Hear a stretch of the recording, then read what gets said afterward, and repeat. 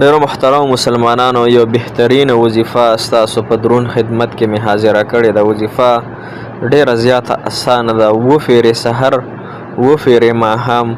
دا وظیفه چې څوک کوي ټولو کارونو لپاره به الله جل شانه د لپاره کافی شي، د لپاره به شافي شي، الله به د لپاره حاجت روا شي، الله جل شانه به د لپاره مشکل کشا شي. الله جل شانه ذات حقیقی ذات ته، د الله جل شانه صفات حقیقی صفات دي. الله جل شانه په خپل حکم اراده سره محترم هر څه کول شي. مخلوق د الله جل شانه د حکم او اراده نه بغیر هیڅ هم نشي کولای. موږ ټول په ټوله انسانان او فیریان ټول مخلوقات الله جل شانه ته محتاج دي. الله جل شانه هیڅ چاته نه دی محتاج. محترم مسلمانانو، دا وظیفه چې کم انسان 7 فیرې سحر مون نفس 7 فیرې ماښام مون نفس وای، الله جل شانه ورته لپاره ان شاء الله داسې بهترین د زړه ارمانونه حاجتونه خود به خود به ان شاء الله پوره کیږي. دی به چاته محتاج کیږي نه، چونکې موږ خو محترم مسلمانانو په دې وخت کې محتاج یو.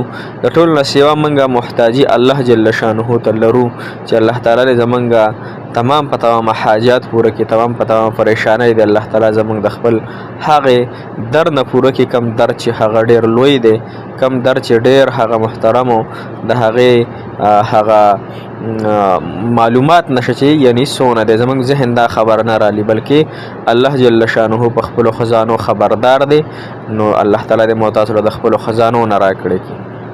السلام علیکم ورحمت الله وبرکاته. ډیر معززو محترم او قابل قدر مسلمانان رونو خیاند او هغه مسافر کم چې بهر وطنونو کې ژوند کوي، سعودي عرب کې دي، په دوبۍ کې دي، د غرنګ په UK کې دي، په فرانس کې دي، په هر ګوټ کې د دنیا چې مسلمانان دي، الله جل شانه د تمام مسلمانانو مددگار شي.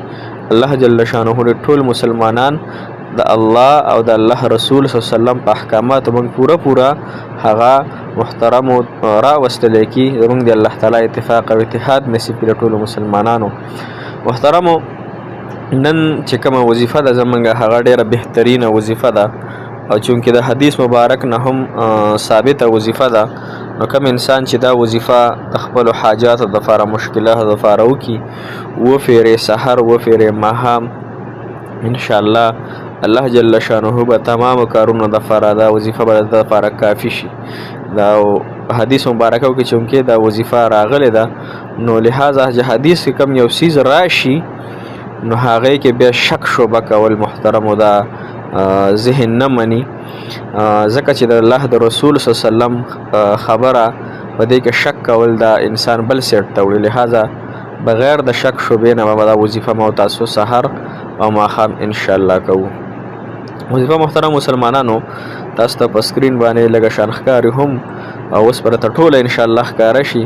وظیفه چې دا وظیفه د ګوره حسبی الله لا اله الا هو عليه توكلت وهو رب العرش العظيم. حسبي الله لا اله الا هو عليه توكلت وهو رب العرش العظيم. دا اسانه وظیفه ده. دا 7 فیرې سحر مون نفس 7 فیرې ماښام مون نفس پابندۍ سره وایي، ان شاء الله چاته هم الله تعالی نه محتاج کوي، حاجتونه هم پوره کیږي، مشکلات هم اسانیږي. محترمو، چرته بزو بل چرته نشو تللی، بلکې د الله تعالی د در نه بل در زمونږ نشته دی، د الله تعالی هغه ذات نه بل حقیقي رب زمونږ نشته دی.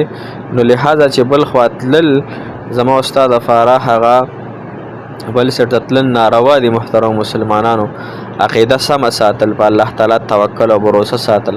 الله جل شانه زما استاسو فدا کون کې ذات ته، او الله تعالی څه فرمای من نطفه خلق، د نطفه د ساس کې نه پیدا کړی، او لقد خلقنا الانسان فی احسن تقویم، ډیر ښکلی مې انسان ته پیدا کړی په تحقیق سره. نو لہذا مو تاسو له په دې نعمتونو باندې شکریا ادا کول پکار دی. په هر نعمت باندې د الله تعالی شکریا ان شاء الله اره خبر الحمدلله. وخت څنګه تیریږي؟ ډیر ښکلی تیریږي. څنګه؟ الحمدلله. خیمه قرضونه د باندې شته نه؟ الحمدلله. نو چې کله موږ شکر وباسو الله تعالی برال نعمتونه سیوا کوي او چې کله موږ ناشکري کوله چې بس نه یم او داسې یم او وخت وایم او پلان کې یم او ډینګری نو بیا الله تعالی په ناشکرۍ باندې خفه کېږي. لهذا شکر وستل فکار دی د الله تعالی نه امید ساتل فکر چې ان شاء الله الله تعالی زما لپاره بهتر کوي. دغه طریقې سره ان شاء الله زندگی به اسانيږي. دا لږه زندگی ده الله تعالی دې مو تاسو د عافیت راکړي د دنیا او آخرت خیرونه دې الله تعالی مو تاسو له ټول مسلمانانو لور کی. الله تعالی مو خوشاله لره آباد لره. الله تعالی مو تمام حاجتونه پوره کا ضرورت مقاصد مو الله تعالی پوره کا. مونږ ته هم دعاګانې کوي.